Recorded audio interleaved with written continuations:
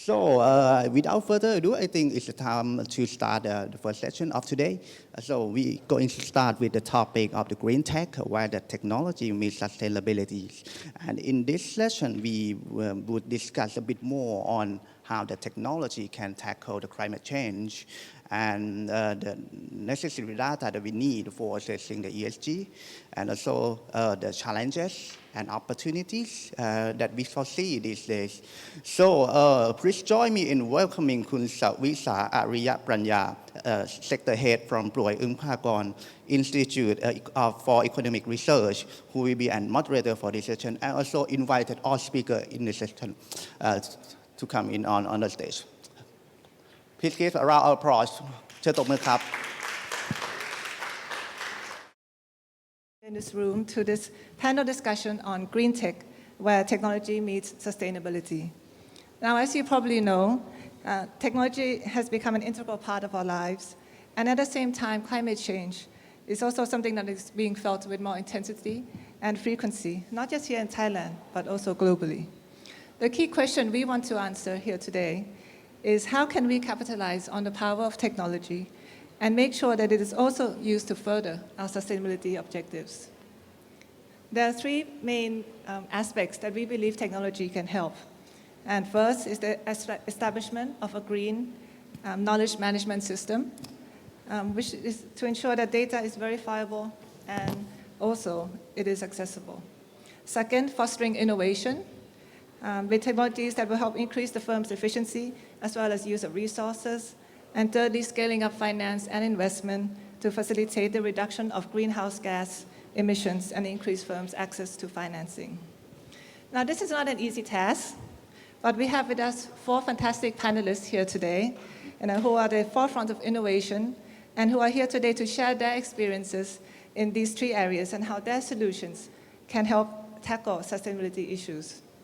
Let me introduce you to our four fantastic panelists. First, we have Mr. Peter Hedlund. He's Director of Dreams Technology. Peter has over 25 years' experience in the technology industry, where he has held senior positions in both global corporations as well as fast-growing international technology startup companies, some of which have become publicly traded. Next, we have Kun Sirinan Jiradilok, or Kun Mei. She is Senior Vice President of Digital Engagement and FinTech Innovation at the United Overseas Bank in Thailand. Kun Mei leads the team that manages digital engagement activities, ecosystem partnership, and development of the Smart Business Transformation Program that helps SMEs on their digital transformation journey. Next, we have Kun Sitipong Kanakakorn, or Kun Nick. He is Chief Executive Officer and co-founder of BlockFint and Gideon One. Kun Nick has worked in Silicon Valley for more than 20 years with 3 early-stage startups. His expertise is in blockchain and financial technology and distributed systems, and he applies his knowledge in financial technology to create an energy and carbon credit trading platforms. And lastly, on my right, we have Ms. Sharon. She is the Chief Commercial Officer of Stacks.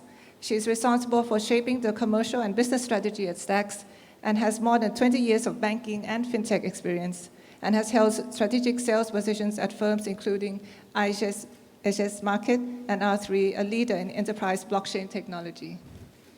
Now, I think it's time for us let's get started.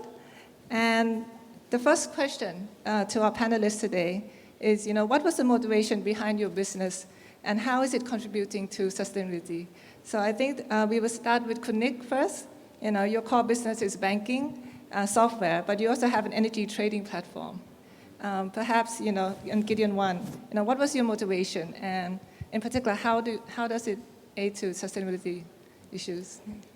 So when I created BlockFint, I would like to include the social enterprise aspect into the company as well, and into the fintech to make more or less people can borrow with more equal opportunities.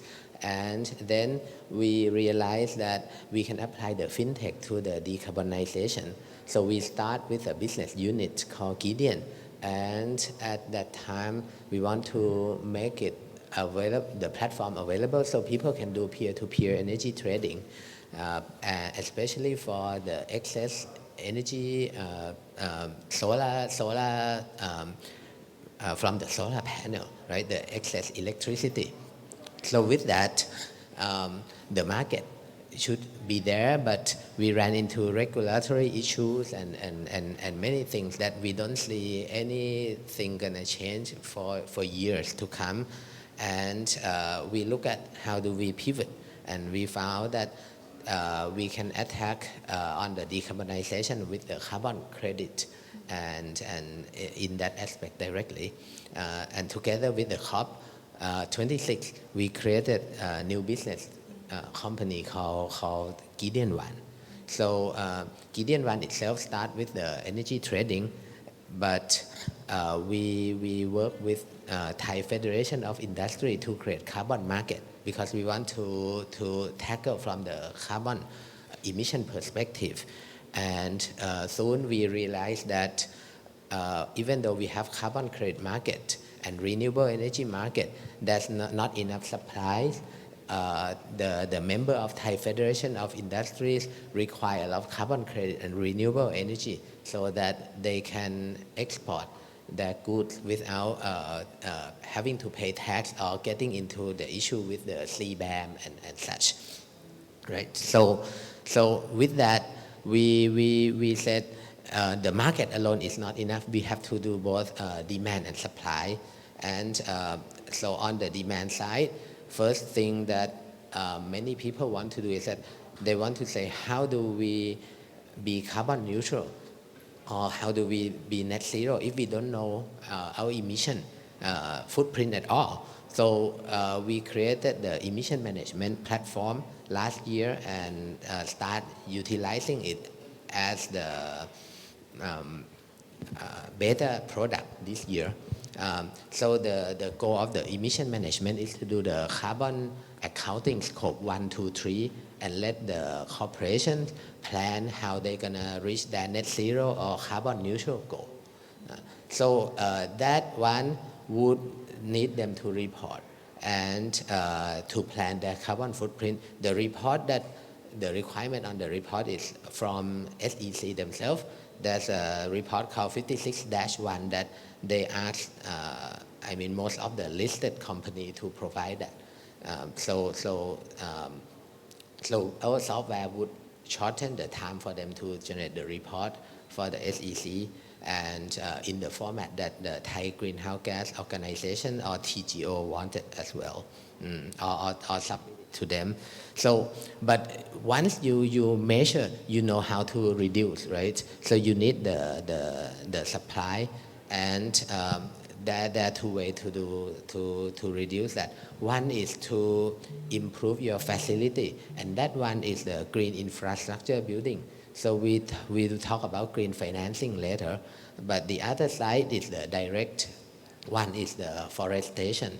So, and I would frame it as the carbon forest fund to simplify this. So the goal of the carbon forest fund is to grow or regrow the rainforest back or the watershed area in Thailand.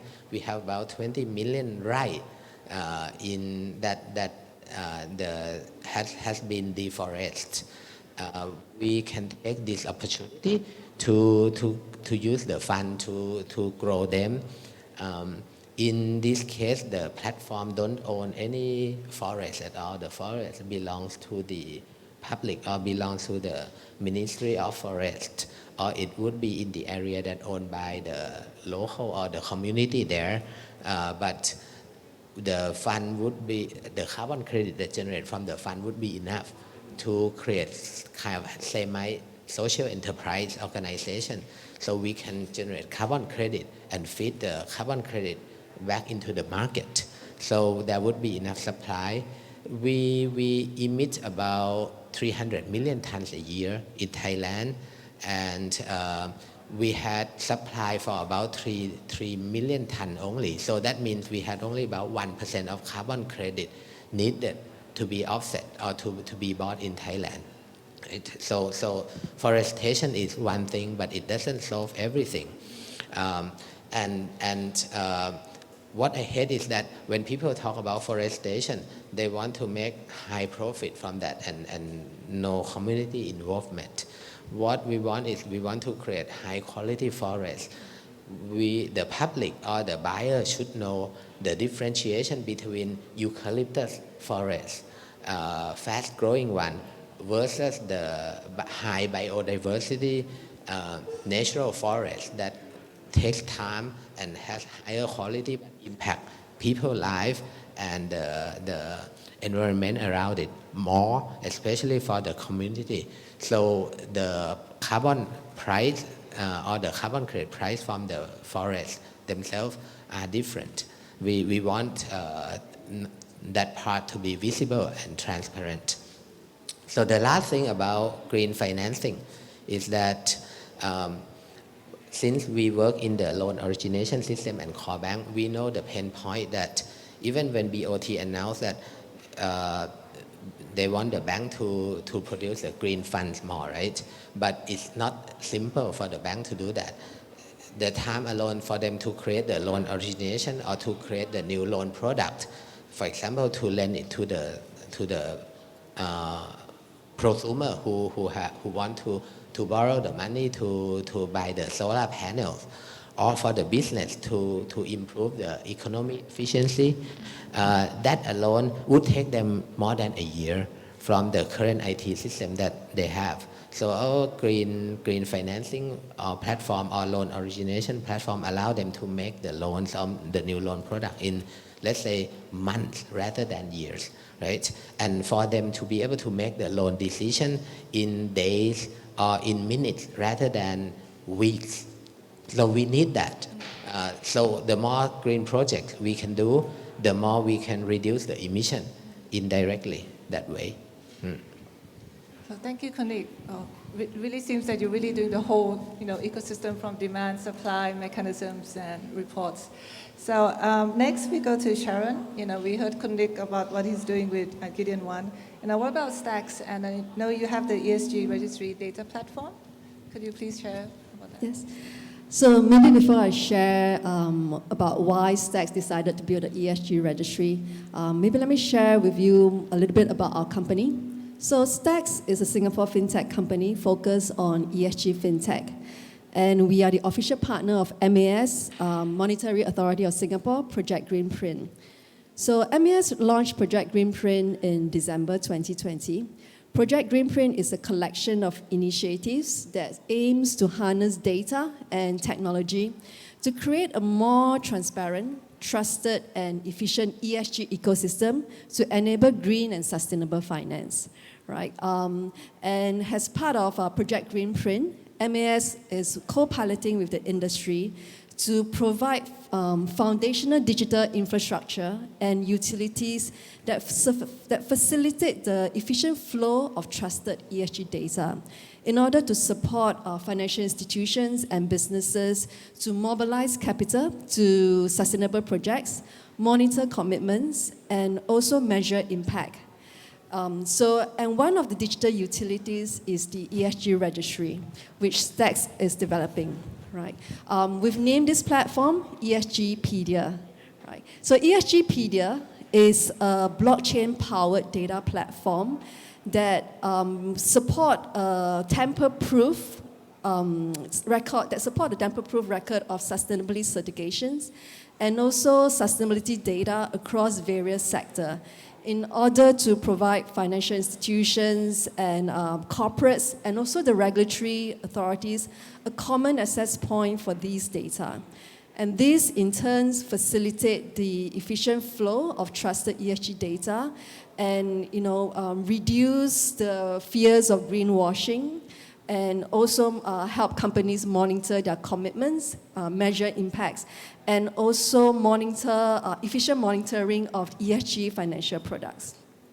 Okay. So the ESGpedia platform, I think the reason some of the challenges we are trying to resolve is firstly, we understand according to the World Economic Forum, the number one ESG challenge organizations face is the lack of ESG data, right? And ESG data, are typically found in disparate system, and some of them are in non-digital form. And another challenge is that there's a lack of ongoing data and also lack of forward-looking disclosures. So as you know, corporates typically do their self-disclosure only once a year. Additionally, the industry certifications are can be expensive and also hard to attain because of the manual process. So this excludes a lot of smaller corporates or SMEs from getting access to ESG financing. So these challenges result in the mismatch in the industry. On the one hand, you have corporates who want to get access to ESG financing but are not able to get due to the lack of ESG data. And on the other hand, you have the financial institutions that have the capital but are not allocating capital efficiently to sustainable projects due to the fears of greenwashing because there's a lack of trustable ESG data. So ESGpedia aims to resolve this by aggregating data from verified sources. The platform digitalizes and aggregates data from 3 major sources. Firstly is the ESG certifications from certification bodies.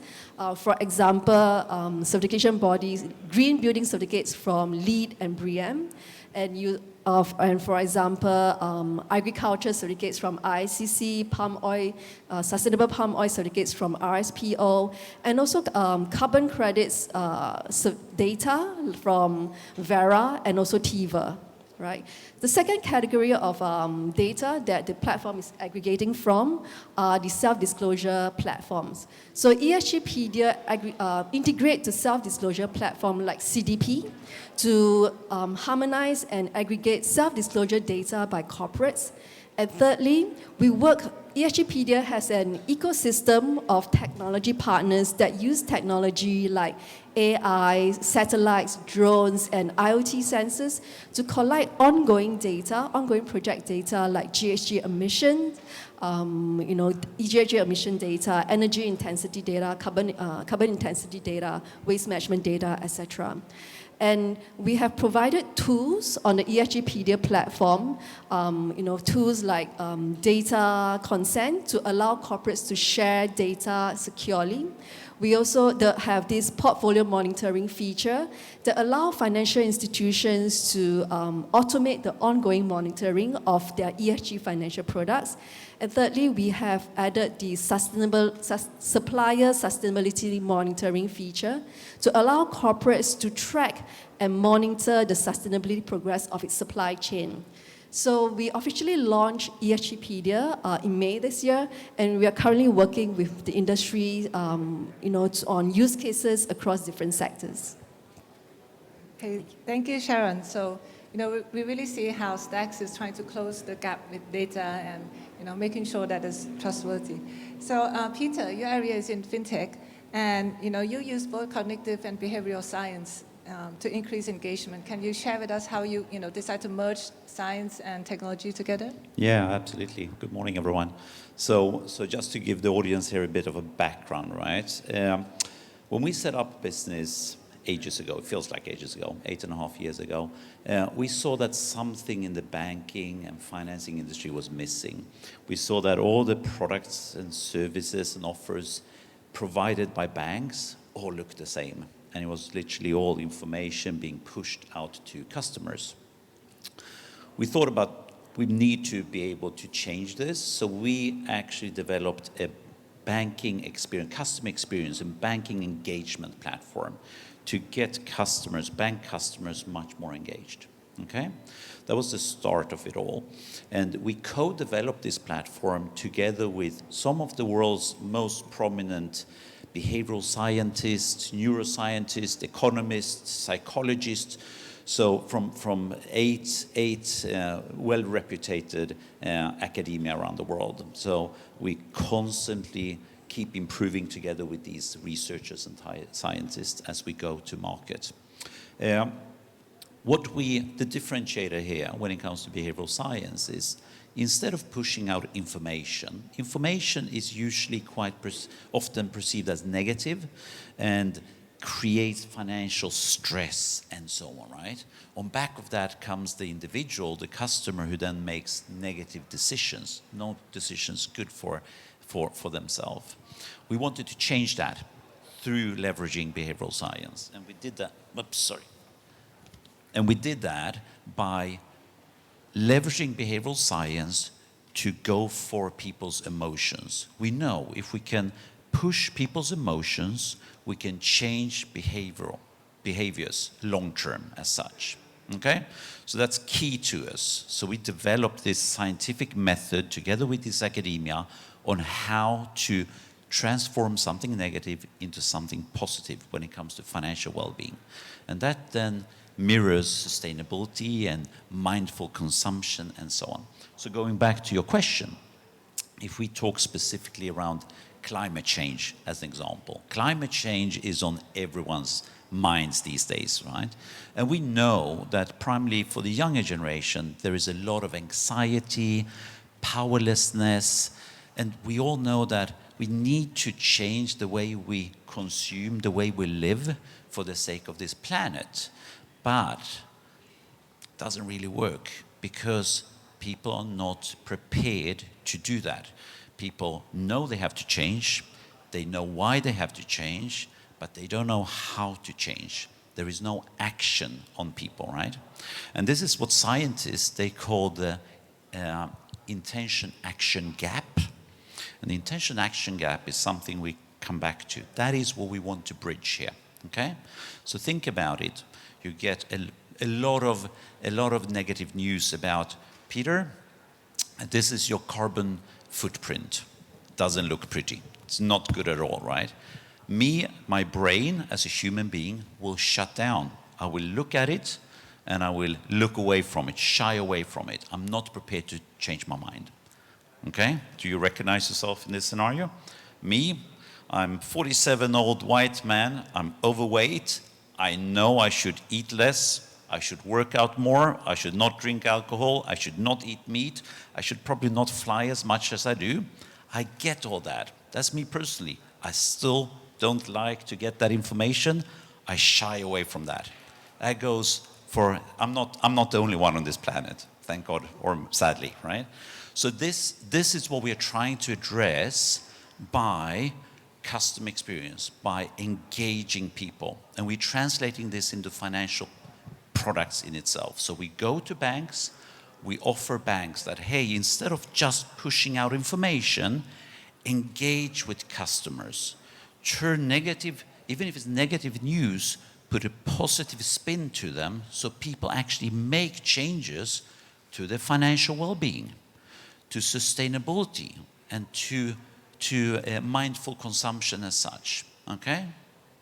That's a scientific method that we have built, and we are rolling this out across banks all over the world because it's something very different to what the industry is offering today. I think definitely, and I probably also have this intention-action gap as well. So next, Kun Mei, at UOB you have an initiative named FinLab Green Tech Accelerator. And you work with SMEs and corporates. Do you see this happening with them as well, this inaction gap? And what are you doing? Actually, it happened with myself. Makes two of us.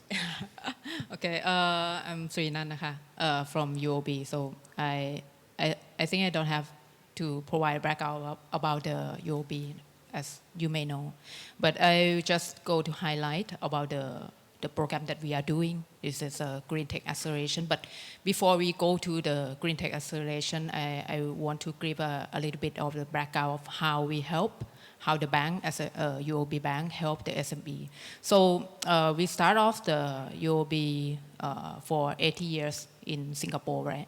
And by that time, there's no credit card, there's no digital at all. So we start with helping SME. Right, it's our core strength, and every year we produce a study to understand the SME more and more every year. So there's this study we done with Accenture and Dun & Bradstreet.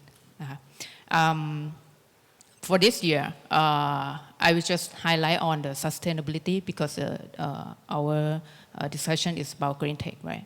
but there's a lot more about SME. If you want to see the details of each, you can go to download from the VOB website. So if you see from this chart, from this study, you see that in total of the number that we did the survey is 1,500 across 5 markets. This is Singapore, Malaysia, Indonesia, Thailand, Vietnam, right?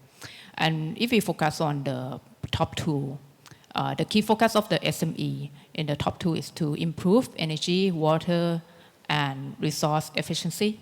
And the next one is developing new business model and product and service, especially for Thailand. If you see, it's come at the highest, right? If you think that Thai SME is not very focused on the sustainability, maybe if you see this study, maybe you think another way, right? Okay, this is a background why the UOB put a lot of effort to develop the sustainability and green finance. Okay, coming to the next slide. This is the journey of our program, right? I have to give the background about the FinLab. Right. The FinLab is we start off 2016 as the acceleration of the fintech. The purpose is to provide a fintech, very good fintech, to help SME in their digitalization journey, and we expand it through the Malaysia and Thailand as well in 2018. Very successful. In Thailand, we call smart business transformation, but in Singapore, we call it FinLab.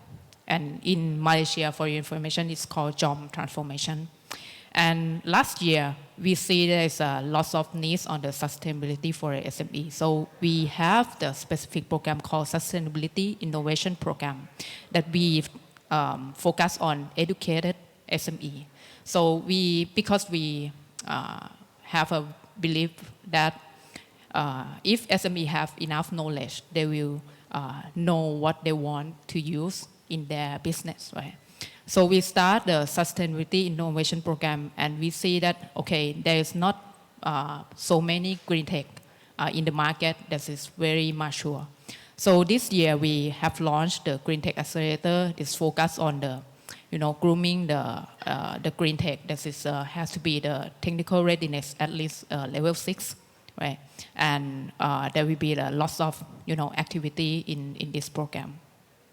So this is to summarize the Green Tech Accelerator program that we did. It is 3 months program. It is regional, global focus. We gather 150 green tech from 5 markets, which is Thailand, Singapore, Malaysia, Indonesia, and India. And we select 12 companies to enter to the program. And luckily, 2 from Thailand has entered to the program, which is Hydroneo and Upside. Under the theme of energy efficiency, zero waste, supply chain, and carbon management and reporting. And they need to have the technical readiness level 6 and above, equality free. And there's an opportunity for partnership and pilot with the SME and other partner. This is just to summarize what we are doing for the Green Tech Accelerator program. Thank you. Lots of exciting things, and we definitely need more time. But so now I want to shift the focus a little bit to digital infrastructure for our next question. When you were designing Gideon on or other platforms that you have, where do you start? What elements do you consider, and how do you decide what technology to use? So first thing I decide is how not to use blockchain or how to avoid using the blockchain, because it's the oversell or oversold technology that most of the time it doesn't really do anything. But we look at the business rules, business logic, and business requirements first. That's the first thing, and we want to make sure that the data can be shared, and only the data that contain no privacy information. So example of the NDID or the National Digital ID is that we don't share any privacy data. We share only what you call the receipt of what the IDP or the identity provider want to talk with the RP to verify the identity of a person. So Another thing when you want to decide to use blockchain technology is when you have many writers that need to cooperate, but they don't trust each other.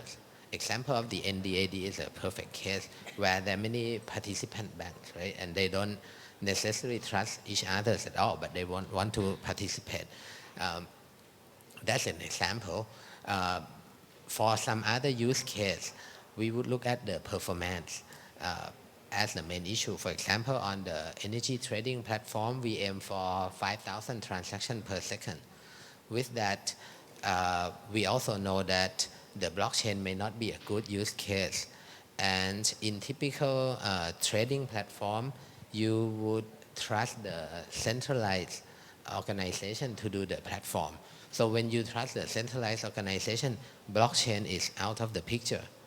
So it would be only come into supply other information, for example, the contract information of after the energy contract is done, and to distribute those data contract. And from my design experience, you think about where you want the data for other people first or for the participants rather than the technology. And somehow blockchain has the distributed element, right? And fault tolerant equipment. So and people don't they don't have experience with blockchain before. They have traditional experience with the centralized database. So when they see blockchain technology, they tend to think that it's the one technology that is a magic bullet, right? That would cure the world hunger problem, for example. So it's not that case. So I think the data sharing is more important. I can give you one example of the tracing from the agriculture business is that we have something called AgriTrack that we use to track the palm oil production to prevent the smuggling of the palm oil. We know that many writers in the value chain don't trust each other, right? So blockchain technology is a good use case in this one, but we don't really prevent the physical tampering of the data, for example.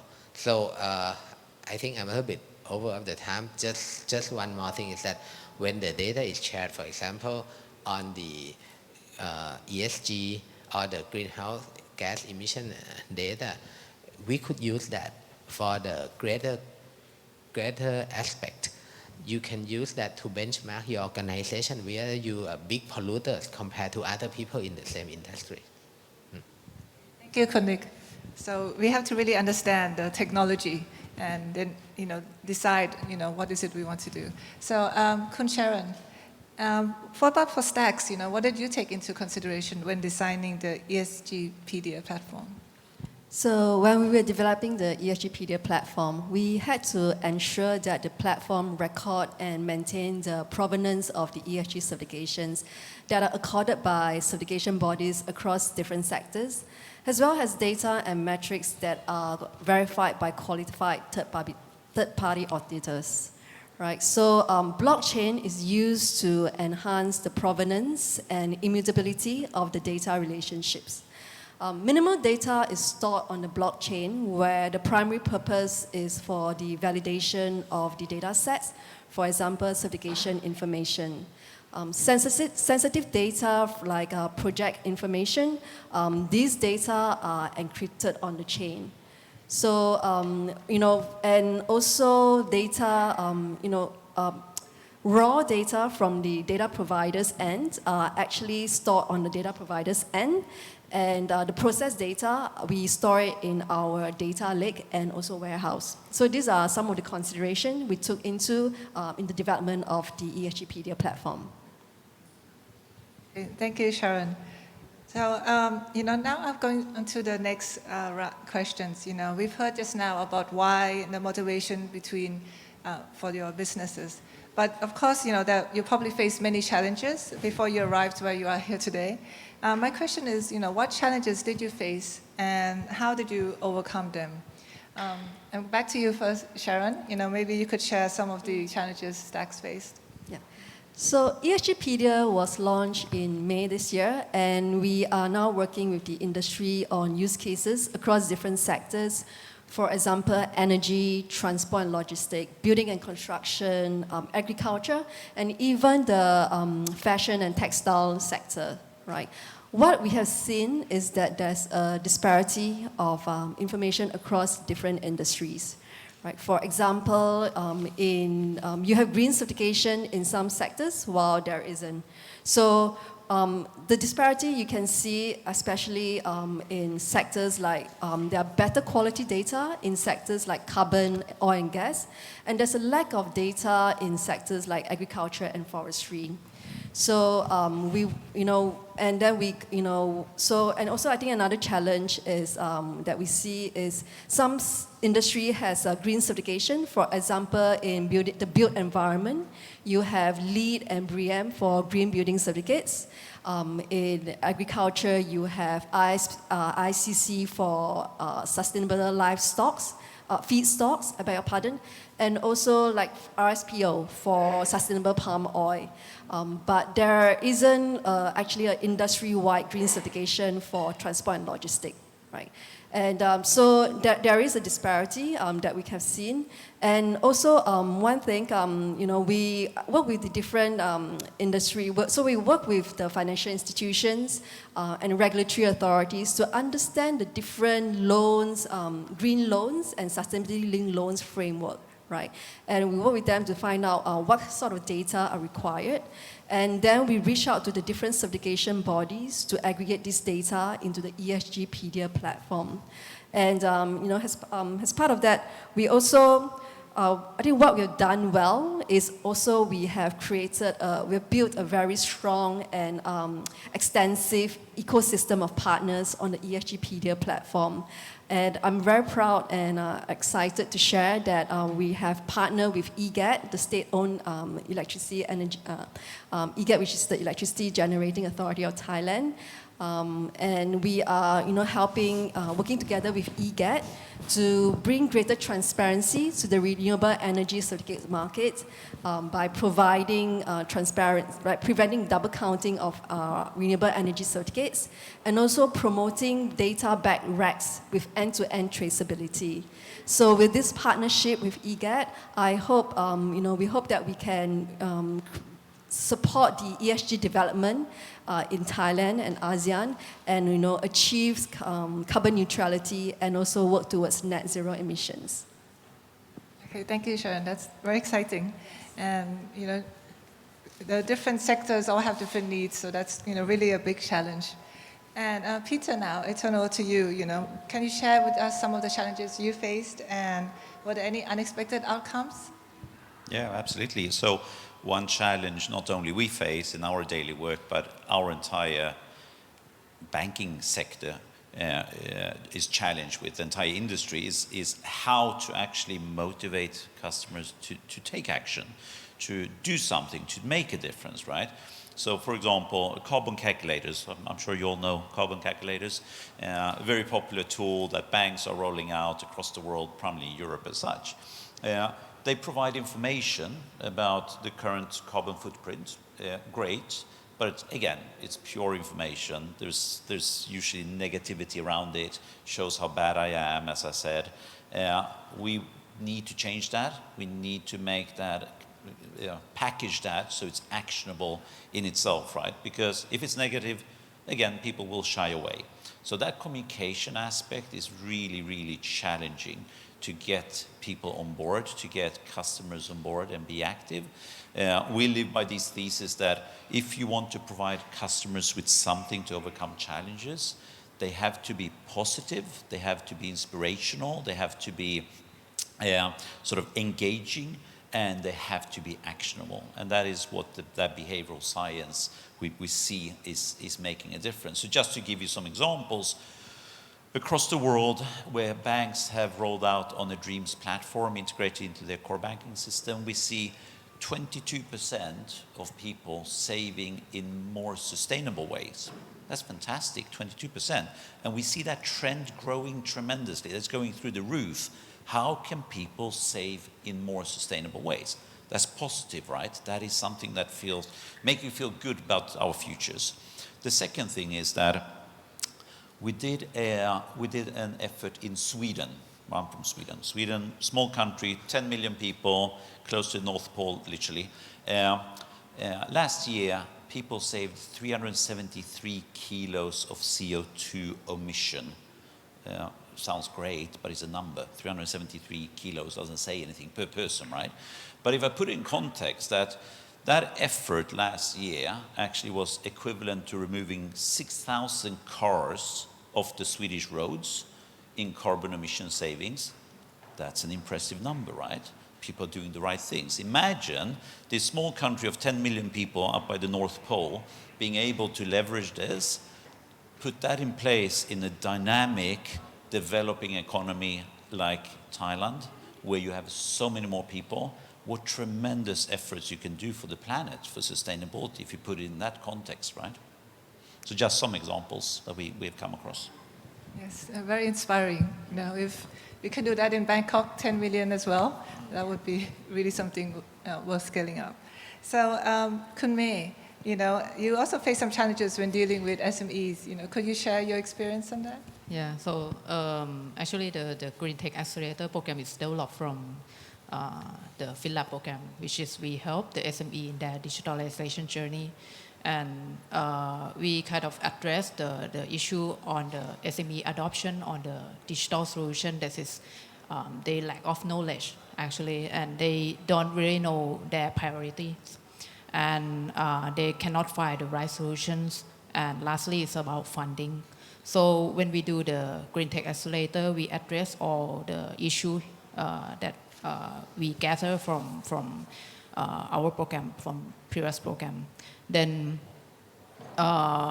we groom the green tech that is entered to our program to have the technical readiness at least level 6, because we need that they will need to have the prototype to be ready for the SME to adopt. So it is ensure that if SME adopt this green tech, they will see the successful in the program, and that we will fund some of them. So if the prototype is good, it's about to go to market, it's very promising, this program, the Green Tech Accelerator, will fund some of the investment for the SME.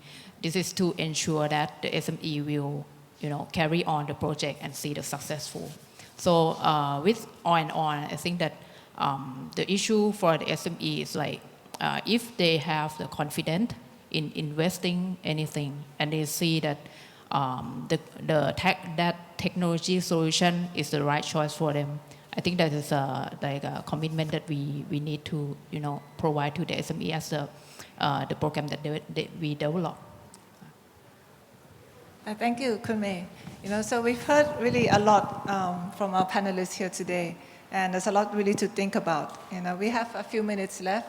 I was wondering if I could ask our panelists today to give, a few parting words of, takeaways for our audience. And maybe we could start, what do you think, do we want to be done to ensure scalability and adoption of technology? And how can this be applied in particular to Thailand, And so we start with Kun Nick first. I hate to say that in Thailand, we usually measure the business success by profit alone and what happened in the stock market, right? So as long as no matter amount of green tech tools or technologies we have, as long as we don't address the sustainability in a true way, we won't be able to reach that carbon neutral goal in 2050.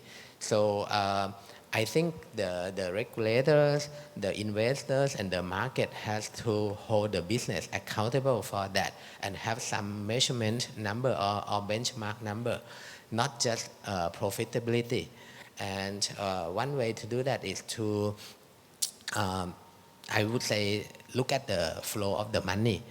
If the banks alone finance the big polluters, let's just simplify it, they should be held accountable for those greenhouse gas emissions that those big polluters do as well. So, and we're talking about carbon emissions scope 3, and we want that to be used in a real meaningful way soon. Yeah. So, I welcome Sharon. So I believe technology and sustainability are the two key driving forces that are shaping financial services. And as the sustainability agenda is more nascent, one strategy would be to harness our strengths in fintech to to address the key challenges in the green finance space, what we call green fintech. I have 3 ideas on how we can ensure the scalability and adoption in the green fintech space. Firstly, create a vibrant ecosystem in Thailand with a shared ambition, right, of achieving carbon neutrality and also net zero emission. Secondly, is to develop ESG, to support ESG developments to promote long-term sustainable growth. And thirdly, is to drive partnerships among financial institutions, investors, ESG service providers, and corporates, right, to mobilize capital to sustainable projects, monitor commitments, and also measure impact. Okay, and now next, Peter. Yes, from my side, I'd say that we have to roll out products that are attractive and engaging. So as I mentioned, in Europe, all banks are rolling out, for example, carbon calculators, right? And this is a way to just show that they're addressing the ESG impact. But again, it doesn't lead to anything because people see it and ignore it. So if it doesn't change behavior, why do it? You know, it's not going to make any long-lasting change whatsoever. So my advice would be that, hey, skip rolling out products for the sake of greenwashing, if you put it that way. I think Bank of Thailand has a dominant role in actually setting an example with policy decision, putting the accountability on retail banks, that you need to do something around sustainability that can actually be measured as such, right? Change that behavior, get people to actually action things, provide helpful and engaging tools as such. It has to come from the top. That's where it all starts. And that's where behavioral science come in. Okay, and Kun Mei?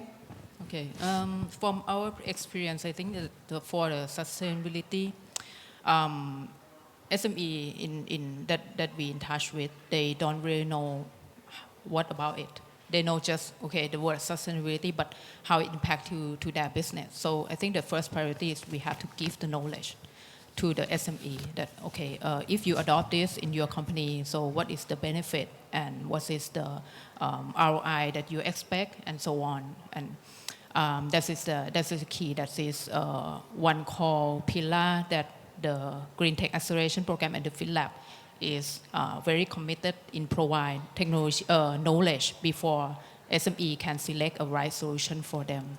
And we believe that from the Green Tech Accelerator Program, if the SME adopt any green tech and they implement it under our support, and they see the successful, SME see the successful, then other SME will see it and other will follow.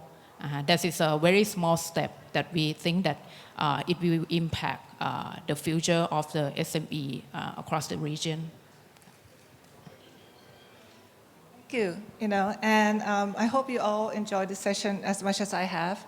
We heard about, from Peter, Kun Mei, and Sharon about why it is important to apply technology to sustainability problems. We learned about the ecosystem that Kun is building, looking at both demand, supply mechanisms, as well as the financing as well. And the data needs with ESG PDF that Sharon is, working on to fill the gaps for data and accountability. And we have also talked with Peter about the intention action gap, and how we can use behavioral science to overcome these problems. And Kun Mei about her work on SMEs and how we are promoting, financing with SMEs as well. So we also learned about the thinking, behind the design of the infrastructure. We especially heard Kun mention about how we have to really understand the needs, how we want to, what we actually want to achieve with what we're building, and to choose the right technology. So, blockchain doesn't have to be the answer to everything, right? So, and then we also looked at, heard from Sharon, and how she's working together with all the different aspects to design the platforms as well.